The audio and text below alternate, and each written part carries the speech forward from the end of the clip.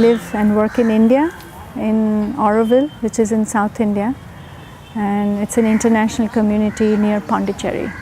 So I have an office, which is a small studio. Mainly I design and build buildings with local, technologies, climate, people, materials, and trying to see that we do it ecologically and sustainably.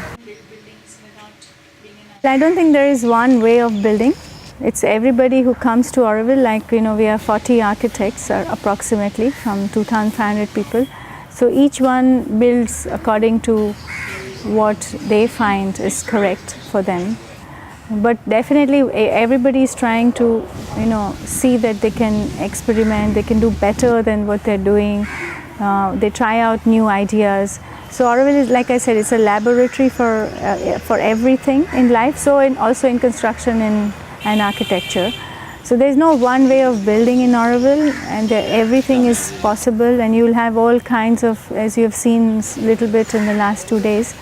It can be anything from a small hut to a big institution, and each one will have a different take on what is right. We have a lot of solar energy because we are in so-called in a rural India scenario, so we have a lot of power cuts.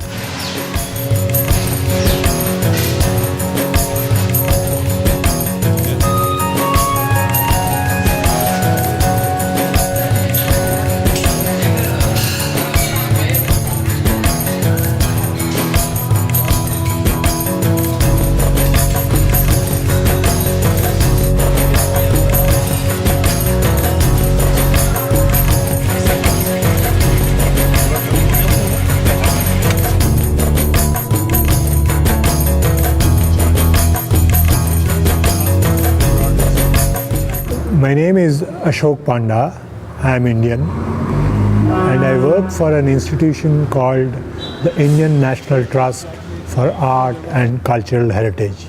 The work that we do, it's mostly restoration of heritage buildings in Pondicherry. We have a team of 15 architects, planners, engineers, and we try to not only restore the building but also keep the city beautiful. Most of the old buildings that you see in Pondicherry use traditional materials, use the traditional technology. As I showed you in one of the buildings, the roof even today is called a Madras terrace roofing. What it means is the whole roof is built on wooden rafters, and on top we have 2 layers of bricks joined with lime and mortar. But in buildings like ours, which are old traditional buildings, what happens is, especially the ground floor, there's a lot of ventilation. The way these buildings have been designed originally by the French, what we call typically colonial buildings, you have a lot of space around the building, courtyards within the building, like the building where we are sitting, and cross ventilation. So most buildings, including this one, you don't need air conditioning on the first floor, on the ground floor. Automatically, that's a huge saving in energy. Energy in India is produced by coal and using, instead of that, solar energy. That's going to be a big focus in the development of India in the next 5 to 10 years.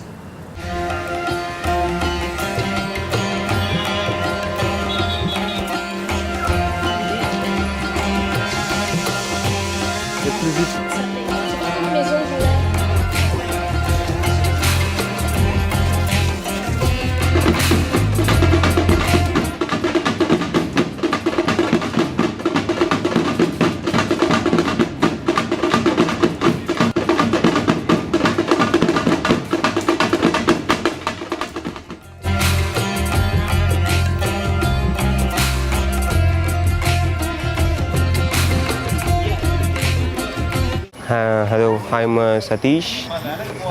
I'm from Chennai, and I studied solar energy in Sweden, Dalarna University. we are right now experimenting organic farmings like rice, coconut, trees, and a lot of greens, vegetables, and stuff like that. Now, my father and me, we both are really interested to bring our culture back, and we want to really motivated to do organic farming.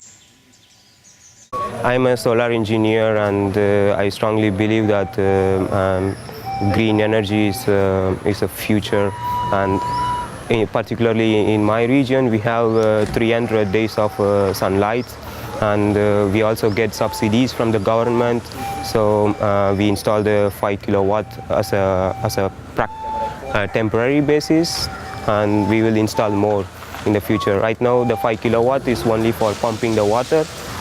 We will promote this to the other farmers, and we will educate, and we will install more PV plants under our own company to the farmers in the future.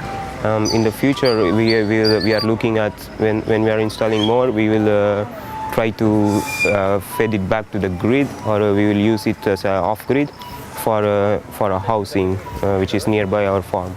So the sun energy comes free of cost, whereas coal you have to pay. So there are two things we have to do: reduce energy, reduce consumption through using fossil fuels, and using, instead of that, solar energy. On the whole, people are trying to respect what is there on the land. They're respecting what is around them, and at the same time they are aiming for something towards the future, something, we're always trying to see if we can do better than what we did yesterday.